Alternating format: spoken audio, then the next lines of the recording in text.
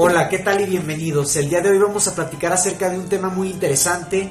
Como lo ven en el video, en el título del video, vamos a platicar acerca del top 8 de los cientistas sociales o de los genios sociales clásicos que llegaron a hacer cambios inimaginables en lo que son las ciencias sociales. Llegaron a hablar de todo tipo de temas, desde la ética, desde la política, desde la economía, desde la sociología, de todo tipo de temas hablaron todas estas personas de las que vamos a estar comentando. Vamos a estar comentando acerca de la cosmovisión, acerca de su pensamiento y de otro tipo de cuestiones relacionadas con su vida, ya que estas personas tienen una vida de muy interesante, un pensamiento que vale la pena retomar, ya que hasta la fecha se sigue utilizando el pensamiento de estas personas de las que les voy a estar platicando.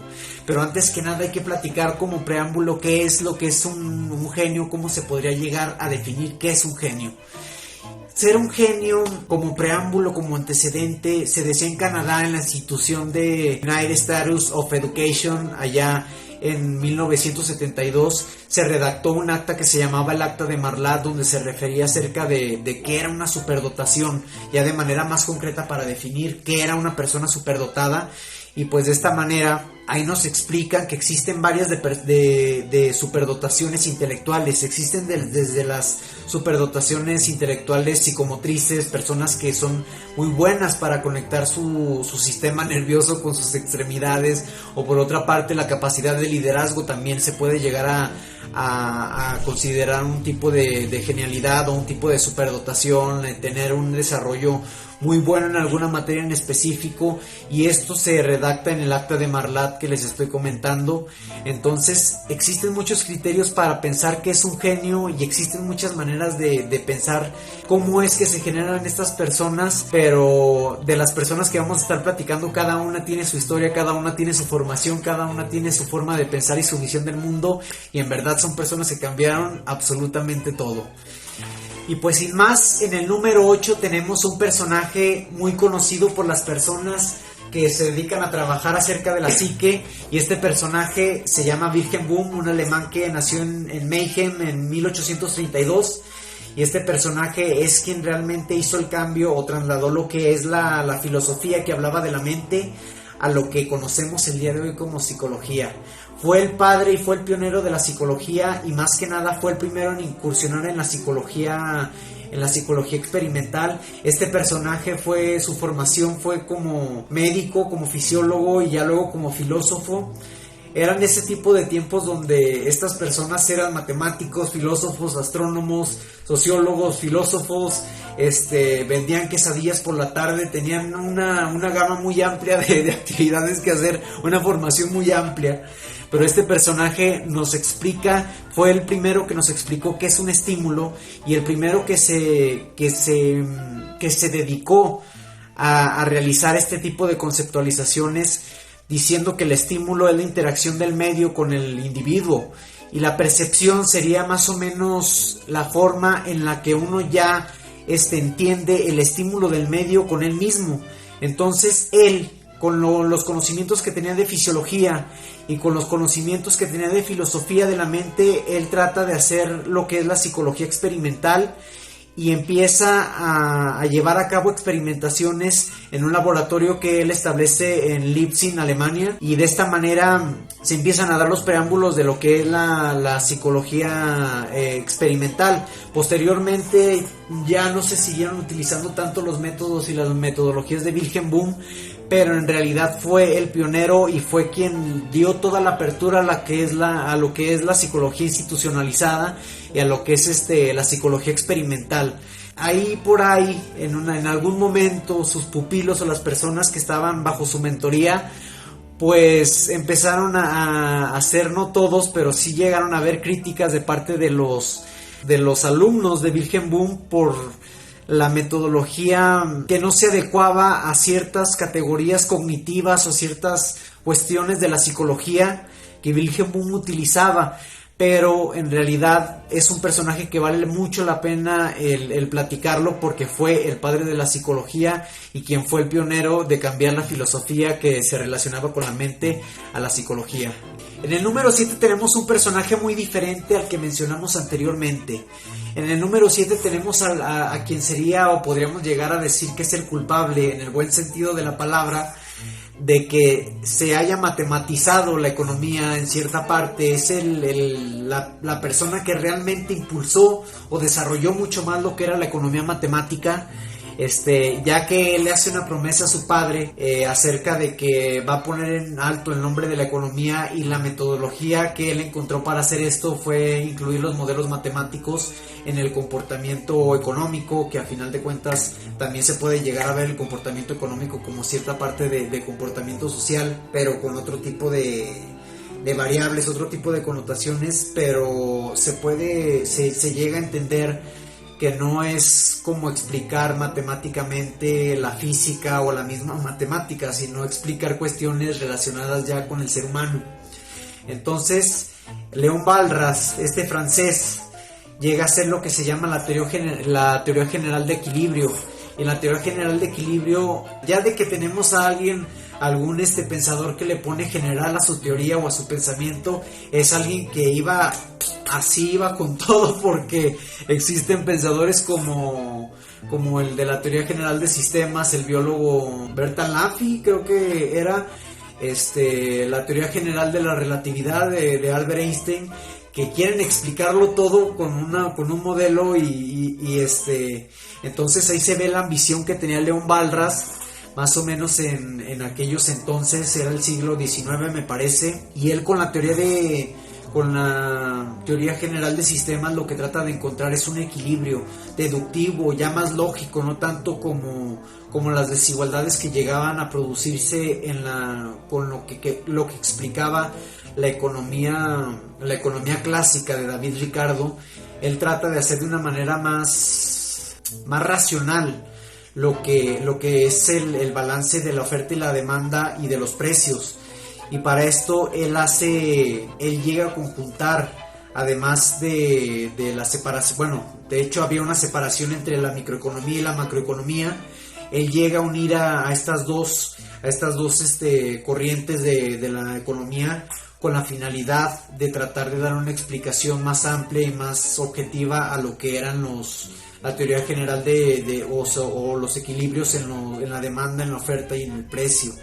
Él explica que la principal variable que se tiene que analizar aquí, o la que vale mucho la pena estarle poniendo atención, es la variable del precio, que eventualmente la oferta y la demanda se van a equilibrar si equilibras más o menos, si vas calibrando más o menos el precio del producto que está en el mercado. Pero para esto pues ya es una explicación un poquito más compleja, ya que él ubica muchos más conceptos y muchas más cosas en su explicación, pero es León Walras, el primer economista matemático que llega a ser un modelo mucho más grande, mucho más ambicioso, y vale la pena mucho mencionarlo, un genio del siglo XIX, León Walras, en el número 7. En el número 6 tenemos otro personaje, un personaje muy diferente a las otras dos disciplinas que llegamos a platicar. Este personaje es florentino, del Renacimiento, del país de la bota, un personaje que escribió sobre política, es Nicolás Maquiavelo, Niccolò de Machiavelli en italiano. Este personaje hizo contribuciones y explicaciones acerca de la política de Florencia de aquellos tiempos que hasta la fecha se pueden llegar a utilizar. No sé si han llegado a escuchar el término de maquiavélico o la frase del fin justifica los medios. Pues ese tipo de frases y ese pensamiento sale exactamente de este libro del Príncipe, que es su gran obra. Existen otras obras como los discursos de Tito Livio, y por otra parte también habla sobre el arte de la guerra ya después del Príncipe, pero el Príncipe sin duda es su obra más representativa. En ese caso, el Príncipe, lo que él trata de hacer es un arquetipo, describir un arquetipo de un príncipe hipotético acerca de cómo es que este príncipe se tiene que dirigir, y en este libro pues describe cómo es, o aconseja cómo es que se tiene que dirigir este príncipe en base a utilizar la violencia, a llegar a sus fines políticos, saltándose a veces los escrúpulos éticos o morales que podríamos llegar a tener. Por otra parte, también llega a describir cuestiones como consejos de rodearse de personas o de consejeros que sean más inteligentes que él, no de aduladores políticos. Y llega a describir muchas cuestiones en este libro muy interesantes que hasta la fecha las podemos llegar a ver en la política. No sé, existen varias interpretaciones si en realidad él quería aconsejar a un príncipe de comportarse de esa manera, o por otra parte estaba nada más haciendo sátira a lo que era la política florenciana en ese momento, florentina en ese momento, o por otra parte en realidad era una descripción de lo que estaba pasando en la política de Italia en ese momento. Pero sin duda un gran personaje, un gran pensador, un genio para su época, pues de las personas del Renacimiento, uno de los Medici, uno de las personas que estaban en el poder en aquel entonces, en el Renacimiento, la famosísima familia de Medici, que hasta llega a salir en un videojuego muy, muy interesante de historia de Florencia. Pues le castiga por hacer este libro y por, de cierta manera, tener ciertos problemas con la forma de pensar de los Medici, de la monarquía que estaba en ese momento con Nicolás Maquiavelo, y es castigado por la familia Medici, pero de cualquier manera eso no le quita el hecho de que haya sido un genio y seguramente el filósofo político más grande que ha habido hasta la fecha. En el número 5 tenemos nuevamente un economista diferente, de corte de pensamiento diferente al que mencionamos anteriormente. Es el padre del liberalismo económico, es el padre seguramente del capitalismo. Y en el número 5 tenemos a Adam Smith, quien escribió La riqueza de las naciones, donde él describe varias relaciones económicas y varios conceptos económicos que hasta la fecha siguen vigentes, cuestiones como el interés, como la acumulación de capital, como el hacer más eficaz o cómo desarrollar la producción, entre otras cosas. Su tesis principal, o uno de los principales argumentos que él tenía, era que la libre mercado o la libre competencia entre las empresas pues iban a llevar a un equilibrio y a un bienestar social que de manera intrínseca en la competencia económica o en la búsqueda de intereses de cada empresa pues se traduciría en lo que sería el bienestar social. Él comenta la famosa mano invisible, que es la que lleva a cabo el bienestar social, impulsada por la competencia entre las empresas. Este pensador llega también a hacer sus aportaciones acerca del pensamiento sobre las personas y sobre las sociedades, cómo es que él visualizaba el comportamiento de los seres humanos. Y él habla acerca del ser humano como un individuo que se guía por sus intereses, por los intereses propios de su persona. Es decir, que el humano de cierta manera siempre va a velar por sus intereses. En la parte filosófica, eso lo escribe Adam Smith antes de la riqueza de las naciones, y ya en la parte económica, o en la parte que ya describe más todas estas relaciones económicas, pues es donde ya se dan todos estos conceptos y se explica un poquito cómo es que se puede desarrollar más el capital y cómo es que la libre competencia del mercado puede llegar a tener traducirse en un bienestar social. Y en el 5 tenemos a Adam Smith, porque hizo unas grandes aportaciones a la economía. En el número 4 tenemos a otro pensador. Este pensador es un pensador que se embarcó en varias disciplinas. Era economista, era filósofo, era sociólogo, era activista social. Estamos hablando de alguien que fue influenciado por Hegel y su dialéctica, y por Ludwig Feuerbach, un alemán que en ese momento no era Alemania, era el Reino de Prusia. Estamos hablando de Karl Marx en el número 4, ya que él aporta un pensamiento crítico y aporta conceptos que hasta la fecha se siguen utilizando. Habla desde la metodología del pensamiento, desde cómo generar dialécticamente el pensamiento científico, es decir, contrastándolo con otra argumentación y llegando a una síntesis que es la tesis, la antítesis y la síntesis. Él llega a dar explicaciones de cómo socialmente se debe de manejar el proletariado con la burguesía, conceptos acuñados también por él. Él explica que debe de existir una lucha de clases para que haya una dictadura del proletariado. Llega a hacer muchas aportaciones en temas políticos, en temas sociológicos, en temas filosóficos y en temas de economía. Gracias a él existen hoy en día sindicatos, existen formas diferentes de ver el conocimiento, no nada más viendo el conocimiento o las ciencias sociales como una ciencia aséptica que se dedica nada más a estudiar la sociedad o a estudiar a los individuos, sino que además de estudiar la sociedad y los individuos, lo que trata es de cambiarlos, de cambiar el contexto para mejor. Entonces, mucho de lo que le debemos a los nuevos pensadores, a los nuevos filósofos como Zizek, como Zizek, como la Escuela de Frankfurt, como Foucault o como otro tipo de pensadores, seguramente si no hubiera existido Carlos Marx, no hubieran existido estos pensadores. En general, muchos de estos pensadores que les he platicado, estos genios de los que les estoy platicando, si no hubieran existido, seguramente mucho de lo que conocemos ahorita no existiría realmente. Muchos de los cimientos de la sociedad y de sus esferas económicas, políticas, pues no existirían ahora. Pero Carlos Marx hace todas estas contribuciones. Entonces en el número 5 tenemos a Adam Smith y en el número 4 tenemos a su antítesis, a Carlos Marx. En el número 3 tenemos a un pensador que vivió una vida bastante trágica, un pensador que se le conoce mucho por el bigote tan tupido que utilizaba y por el ceño fruncido que cuentan que siempre tenía.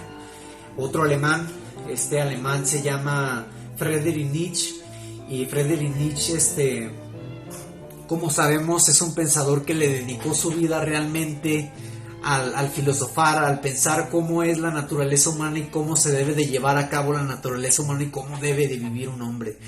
Realmente es paradójico que Friedrich Nietzsche es quien acuñó la frase de Dios ha muerto, que es muy famosa. Yo creo que es la frase más famosa de Friedrich Nietzsche. Y su padre era pastor. A él le toca ver que su padre muere muere joven. Y Friedrich Nietzsche tenía, creo que 4 o 5 años, y eso le hace cambiar en la psicología de cómo se construye la ciencia. Pues figúrense de qué procesos tuvo que vivir Nietzsche, qué pensamiento lo llevó a pensar lo que posteriormente redactaría, que también es todos estos de los que estoy hablando eran unos genios. Para mí son los 7 genios, o el top 7 de los genios clásicos de las ciencias sociales. Friedrich Nietzsche habló de varias cuestiones, sí es el tipo de filósofo que habló de todo, criticó a los filósofos antiguos de la antigua Grecia, criticó enérgicamente el cristianismo, que esto igual y se puede escuchar como pues no, es un filósofo crítico, pero no, en realidad él, además de criticar, él llegó a hacer unas propuestas de cómo es que se debía de llevar a cabo el desarrollo de una persona como individuo para llevar a alcanzar sus metas y llevar a sentirse pleno y desarrollado en la conceptualización del superhombre.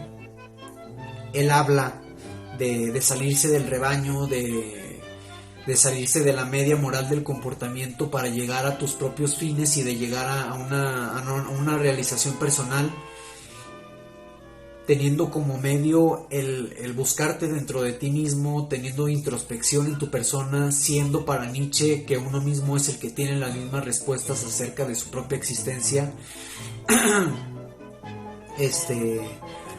No sé si han visto la película de Fight Club que sale Brad Pitt, no recuerdo, bueno, es de un libro. Hace mucha referencia a los pensamientos de Nietzsche, donde sale el personaje de Tyler Durden hablándole al personaje de Edward Norton, diciéndole que que nada más son monos, que en realidad están siguiendo nada más al rebaño, bueno, parafraseando, eso es lo que le trata de dar a entender, que tienen mucho potencial para hacer muchas cosas pero no las hacen, y ese es el mensaje que transmitía Nietzsche en El Superhombre más o menos. Él muere joven, él muere a los 55 años, se enfermó a los 30 años y vivió esos 25 años enfermo, y es donde hace muchas de sus obras. Las últimas cartas que escribió Nietzsche más o menos, pues ya se podría referir a un tipo de demencia. No se sabe nunca de qué estaba enfermo Nietzsche, pero en realidad claro que se merece el tercer lugar de este puesto. Y en el puesto número 3 tenemos a este alemán con un ceño fruncido, Friedrich Nietzsche. En el número 2 tenemos a alguien del siglo de oro del pensamiento griego de la antigua Grecia.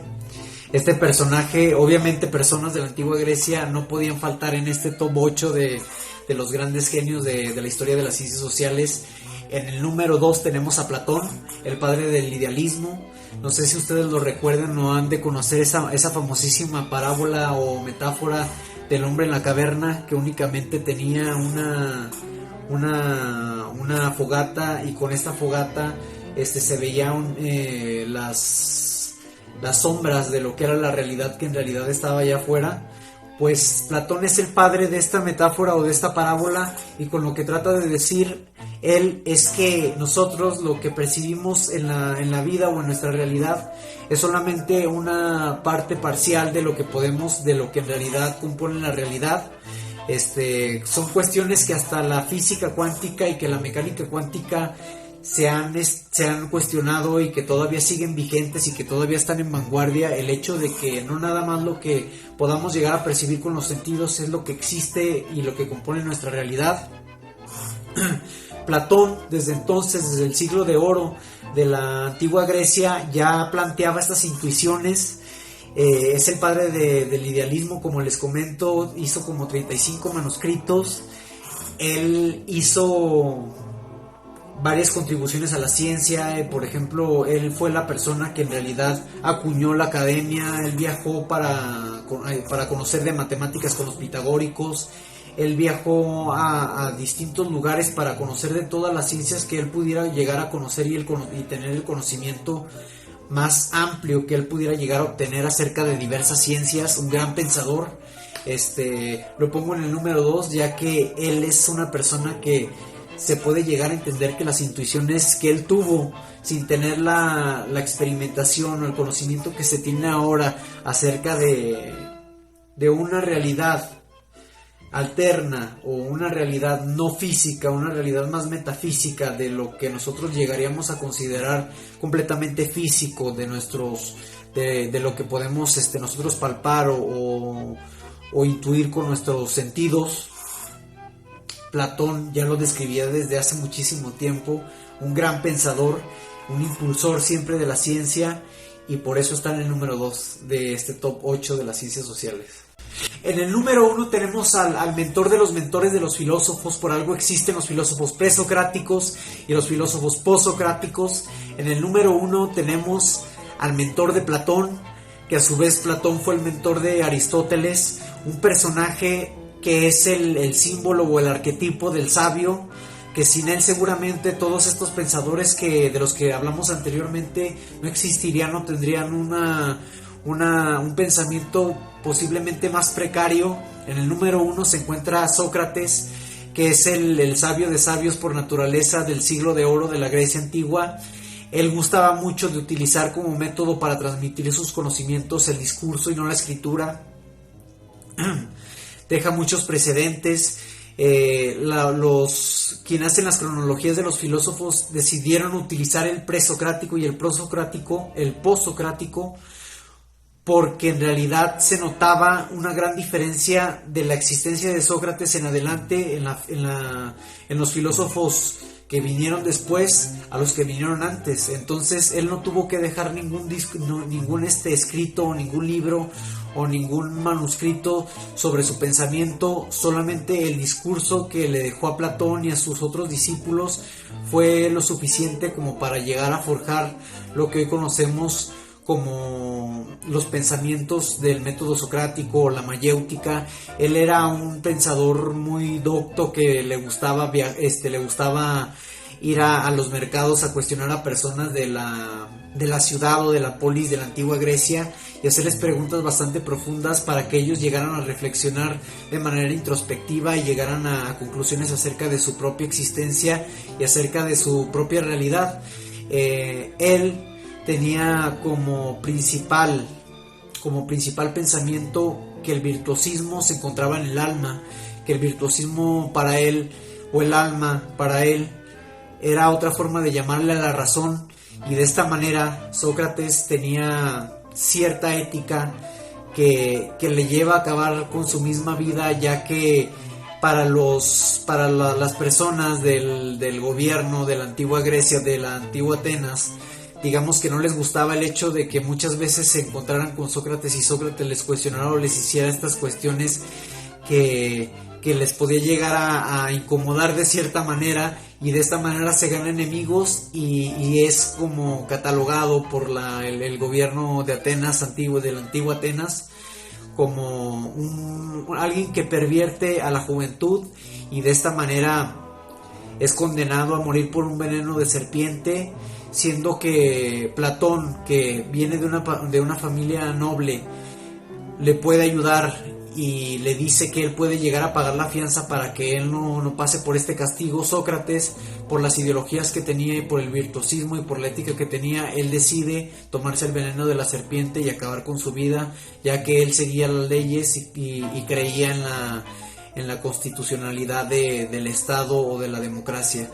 Y de esta manera Sócrates acaba con su vida, pero deja un gran legado y así termina siendo el número 1 de los genios de las ciencias sociales. Espero que les haya gustado este top del top 7 de los genios de las ciencias sociales clásicas. Es muy subjetivo todo esto, en realidad es mi opinión, yo soy un simple mortal hablando de mentes prodigiosas. Decía la novelista Jane Austen que la genialidad o el genio o el talento era únicamente perseverancia disfrazada.